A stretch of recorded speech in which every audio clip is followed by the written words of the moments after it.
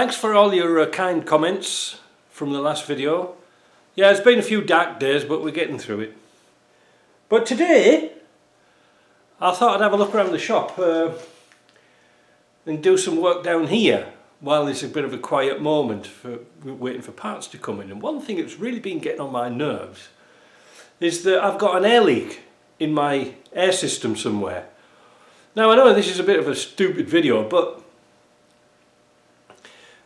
I've got a great big compressor, as you know. It's a 600 volt compressor with a 10 horsepower or 12 horsepower motor on it.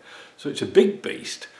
But overnight, especially in winter, it seems to lose air from somewhere and I can't kind of figure out where it's coming from.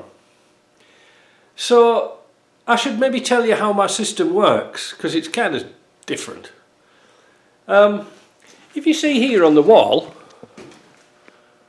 that grey box, that's a contactor, or like a big solenoid switch really, for 600 volt, and I switch it on and off using the light switch for the door, so that on a night I know the compressor's switched off, which is kind of a good idea really, because otherwise you can leave the damn thing on and it's leaking all night, banging away and getting nowhere.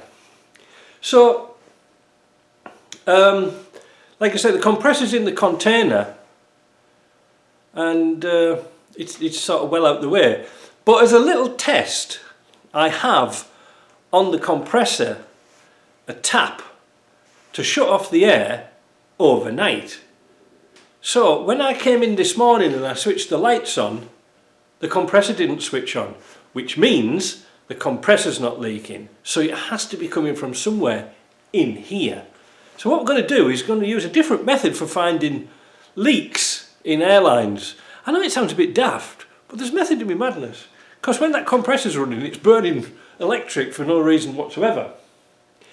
There is a quick and easy way to test airlines, because they're really one of the biggest cause of problems is the connectors here.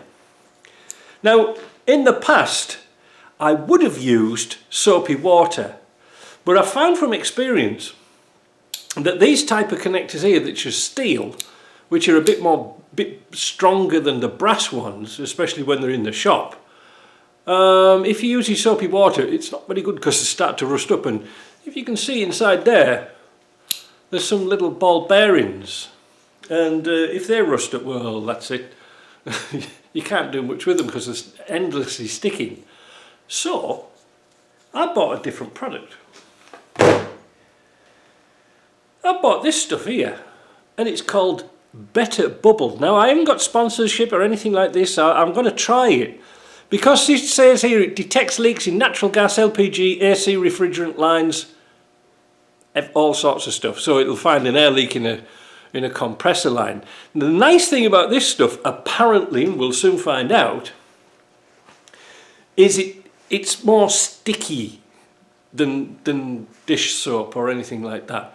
The problem with washing up liquid dish soap, or whatever you want to call it, it bubbles, okay, it bubbles, but it doesn't last.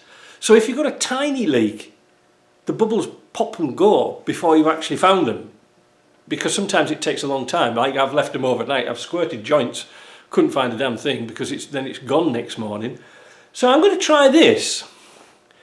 It says fast acting, easy to see bubbles, constant bubbling, long lasting, and that's what we need. In the instructions it's stating that you should put it on with a dauber, like a cotton wool ball or something like that, but I'm going to put it in a spray bottle. And one of the best spray bottles on the market is old Autoglim bottles, and I keep them in my cupboard up there. Most of them are empty, but they're one of the best spray bottles I've ever found. They seem to last forever, and they spray all sorts of chemicals and things. But before we do that, I'm going to test an airline. Now it's thanks to Patreons that I bought this, I think it's called a Flexilla. It's a sort of a semi-silicone hose, and it's really good for your shop if you're using airlines all the time. Those, how do we say, PVC type hoses, not very good, and especially if you're using them outside in Canada in winter. If I go out and blow my tyres up with a PVC line, it's like holding a ruler. They go all big, and long and hard, and you can't fold them up again, whereas this stuff's really good, but it has one advantage over regular PVC lines, is that you can field service these and you don't need any tools. And it's a really, really well thought out piece of kit. Apart from the air fitting here, you see there's a nut here and a nut here. And then the pipe goes up through this strain relief here, which is a real good idea, so you're not breaking the connection.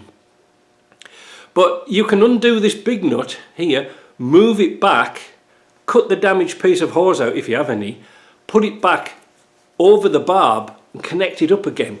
Brilliant. You don't need any tools. Well, you need spanners, but you don't need any crimps or anything like that. Now, they say that you can, in their advert on Amazon, you can drive over this. Yes, you can, in a flat workshop, but never drive over a hose on gravel. You'll puncture it. I've punctured so many hoses driving them over gravel that we just make sure that they're well out the way. It's so easy to do, especially when you're in a forklift and you can't see a damn thing, and drive over your hose.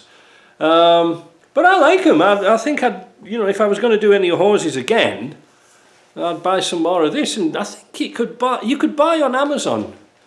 It's not the cheapest of hose, but you could buy 250 feet of just hose. You can buy this fitting separately. You can buy 250 feet of this for $300, which isn't too bad, because 250 feet is a hell of a lot of hose. You'd have enough hose for the rest of your life. But what we're going to do first of all, we're going to test this in a bucket of water. Now I've just contradicted myself, because these steel hoses do rust up, but what we're going to do is just put this in hot water and try it. But first of all, we've got to turn the air on. Completely forgot about doing that. Right, back again. I should have turned it on earlier. So there's the bucket. Now I have my airline set to £130 rather than a regular £90. Simply because it's for sandblasting, and if I'm using it in the shop sometimes I put regulators on to drop it down. But we're going to put this in a bucket, see if it leaks. And the answer is no. That's a good one. Have I got an airline connector somewhere? Like a tool? Don't be tempted to use this method for air tools. Don't put your air tools in there. That'd be a childish schoolboy type error to do. So we know that one's okay. So I'm going to get ready this blue stuff here. Ooh, little word of warning, if you're going to get this off Amazon, don't order it in winter. It freezes and it expands. I don't know if you can see here. There's the level. The little plastic envelope that it came in was full of this blue stuff. It doesn't taste very nice, I can tell you that for sure.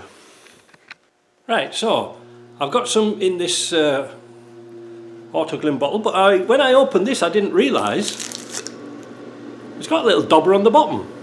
So I've kept a little bit in there just in case. So I'm going to go around the shop. You're not going to follow me, are you? It's boring. But I'm going to go around all my air connections, all my air fittings down here and down in the other shop and see where it's leaking. Let's go and see the results. Kind of interesting. The daddy of them all is here, look. Just there.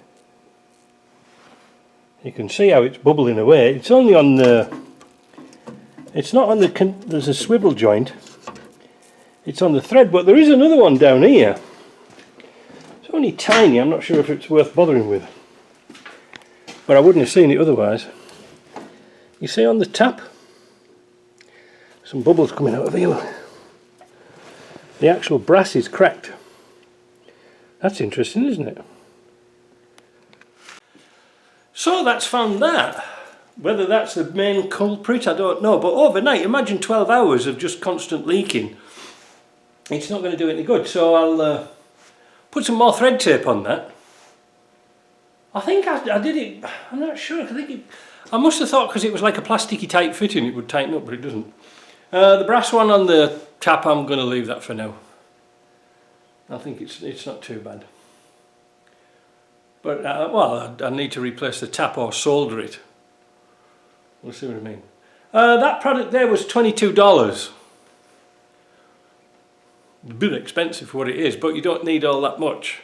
You just need a couple of squirts, and from what I can see, after an hour it sort of doesn't drip away like dishwashing soap or washing up liquid. It doesn't drip away, so it clings. So hopefully if there is another minor leak, I'll be able to spot it quite clearly and fix it, which is what I'm going to do right now. Well, that seems to have fixed that. Oh, I'm pleased about that. This is the other type of hose. Regular standard sort of PVC type hose.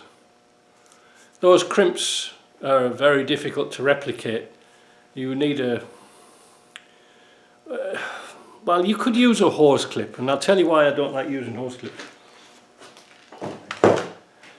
Because it's got a sort of a big head where the screw goes through, and there's a little metal tang, and invariably it's always catching on something, usually your hands. So I don't like using those anymore.